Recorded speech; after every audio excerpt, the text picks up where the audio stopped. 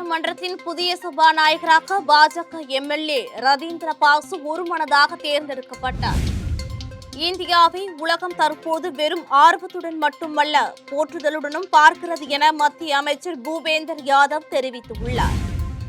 வெளியுறவு அமைச்சர் S Jaishankar Iran வெளியுறவு அமைச்சர் அப்பாஸ் அராக்சியை புதுடெல்லியில் இன்று காலை சந்தித்தார். பிரதமரின் அனைவருக்கும் வீடு திட்டமான பிரதம மந்திரி கிராமீன் ஆவாஸ் யோஜனாவின் பயனாளிகள் மாநாடு மற்றும் மகா ஆவாஸ் அபியான் மாநில அளவிலான விருது வழங்கும் விழா இன்று மகாராஷ்டிராவில் சத்தாராவில் நடைபெறுகிறது. பஞ்சாபின் தொழில் நகரமான லூதியாவின் ஹல்பாரா முனையத்தில் முதல் வர்த்தக விமானம் தரையிறங்கியது. புதுச்சேரியின் 16வது சட்டமன்றத்தின் தற்காலிக சபாநாயகராக மூத்த அதிமுக சட்டமன்ற உறுப்பினர் ஏ அன்பழகன் நியமிக்கப்பட்டுள்ளார். ரதீந்திர பசு மேற்கு வங்க சட்டமன்றத்தின் புதிய சபாநாயகராக போட்டியின்றி தேர்ந்தெடுக்கப்பட்டுள்ளார். கூச் பெஹார் தெற்கு தொகுதியின் பாரதிய ஜனதா கட்சி சட்டமன்ற உறுப்பினரான ரதீந்திர பாசு சட்டமன்ற தேர்தலில் தனது முதல் வெற்றியை பெற்றதைத் தொடர்ந்து முதல் முறையாக இந்த பதவியை ஏற்கிறார். தற்காலிக சபாநாயகர் தபஸ் ராகின் மேற்பார்வையில் இன்று காலை தேர்தல் நடத்தப்பட்டது. முதலமைச்சர் சுவேந்து அதிகாரி ரதீந்திர பாசு பெயரை முறைப்படி முன்மொழிந்தார். அவையில் குரல் வாக்கெடுப்பு மூலம் இந்த நியமனம் உறுதி செய்யப்பட்டது. இந்த தேர்தல் செயல்பாட்டின் போது திரிணாமுல் காங்கிரஸ் உறுப்பினர்கள் அவையில் இல்லை. பின்னர் அமர்வில் இணைந்த போதிலும் அவர்கள் இந்த தேர்தலை எதிர்க்கவில்லை.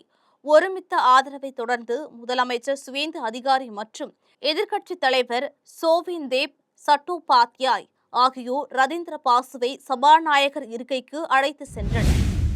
இந்தியாவை தற்போது வெறும் ஆர்வத்துடன் மட்டுமல்ல போற்றுதலுடனும் உலகம் பார்க்கிறது என்று மத்திய சுற்றுச்சூழல் வன மற்றும் பருவநிலை மாற்றத்துறை அமைச்சர் பூபேந்தர் யாதவ் தெரிவித்துள்ளார். நார்வேயின் முன்னாள் அமைச்சர் ஹெரிக் சோல்ஹே நார்வே நாட்டின் ஒரு செய்தித்தாளில் எழுதிய கட்டுரையை பகிர்ந்துள்ள அமைச்சர் பூபேந்தர் யாதவ், பிரதமர் நரேந்திர மோடியின் தலைமையின் கீழ் இந்தியாவின் பொருளாதாரம், பசுமை வளர்ச்சி மற்றும் ஜனநாயக வலிமையை அந்த கட்டுரை எடுத்து காட்டுவதாக குறிப்பிட்டுள்ளார்.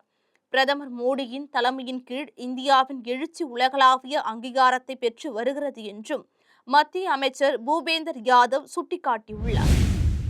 வெளியுறவு அமைச்சர் டாக்டர் எஸ் ஜெய்சங்கர் இன்று புதுடெல்லியில் ஈரான் வெளியுறவுத்துறை அமைச்சர் அப்பாஸ் அராக்சியை இன்று காலை சந்தித்தார்.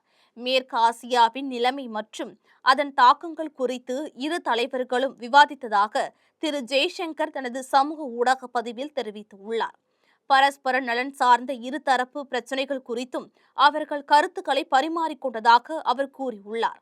மேலும் 2026ஆம் ஆண்டு நடைபெறும் பிரிக்ஸ் வெளியுறவு அமைச்சர்கள் கூட்டத்தில் திரு அராக்சி பங்கேற்பதை டாக்டர் ஜெய்சங்கர் பாராட்டினார்.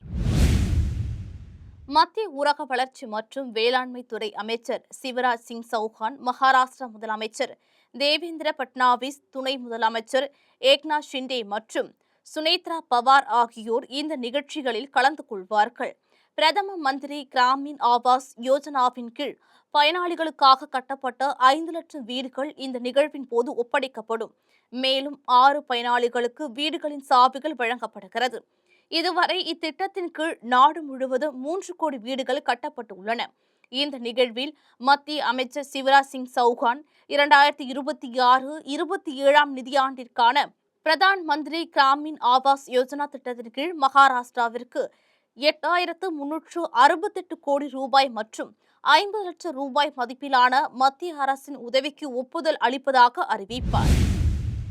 பஞ்சாபில் உள்ள தொழில் நகரமான லூதியானா இன்று அதிகாலை ஹல்பாரா விமான நிலையத்தில் முதல் ஏர் இந்தியா விமானம் வந்து இறங்கியதன் மூலம் தற்போது இந்தியாவின் வர்த்தக விமான போக்குவரத்து வலையமைப்புடன் இணைக்கப்பட்டுள்ளது. இந்த முன்னேற்றம் தொழில் அதிபர்கள் மற்றும் குடியிருப்பாளர்கள் இடையே மகிழ்ச்சியை ஏற்படுத்தியுள்ளது. கிட்டத்தட்ட 3 சகாப்தங்களாக நிலுவையில் இருந்த ஒரு நீண்ட கோரிக்கை நிறைவேறியுள்ளது. நாடாளுமன்ற உறுப்பினர்களான விக்ரம்ஜித் சிங் சஹானி மற்றும் ராஜேந்தர் குப்தா ஆகியோருடன் டெல்லியில் இருந்து லூதியானாவிற்கு இந்த தொடக்க விமானத்தில் பயணம் செய்த ரயில்வே துறை இணை அமைச்சர் ரவ்னீத் சிங் பிட்டு இந்த விமான நிலையத்தின் செயல்பாட்டுக்கு வந்திருப்பது இப்பகுதியின் தொழில், வர்த்தகம் மற்றும் பொருளாதார வளர்ச்சிக்கு ஒரு பெரிய உந்துதல் என்று குறிப்பிட்டார். ஏர் இந்தியா லூதியானாவை டெல்லியுடன் இணைக்கும் தினசரி சேவைகளை வழங்க திட்டமிட்டுள்ளது. இது ரோம், மிலன் மற்றும் பாரிஸ் உள்ளிட்ட ஐக்கிய இராச்சியம் மற்றும் ஐரோப்பாவில் உள்ள இடங்களுக்கு அன்றைய தினமே மற்றும் தொடர் சர்வதேச இணைப்பை சாத்தியமாக்குகிறது. விமான அட்டவணைப்படி ஏர் இந்தியா விமானம் A1481 காலை 5:55 மணிக்கு டெல்லியில் இருந்து புறப்பட்டு காலை 7:05 மணிக்கு ஹல்வாராவை வந்தடைகிறது. திரும்பும் விமானமான AI482 ஹல்வாராவில் இருந்து காலை 7:55 மணிக்கு புறப்பட்டு காலை 9:10 மணிக்கு டெல்லியை வந்தடைகிறது. முன்னதாக பிரதமர் நரேந்திர மோடி இந்த ஆண்டு பிப்ரவரி 1 தேதியன்று ஹல்வாரா விமான நிலையத்தின் முனைய கட்டடத்தை திறந்து வைத்தார். சட்டமன்ற செயலகம் வெளியிட்ட செய்திக்குறிப்பின்படி முதலமைச்சரின் பரிந்துரையின் பேரில் துணைநிலை ஆளுநர் இந்த நியமனத்தை மேற்கொண்டார்.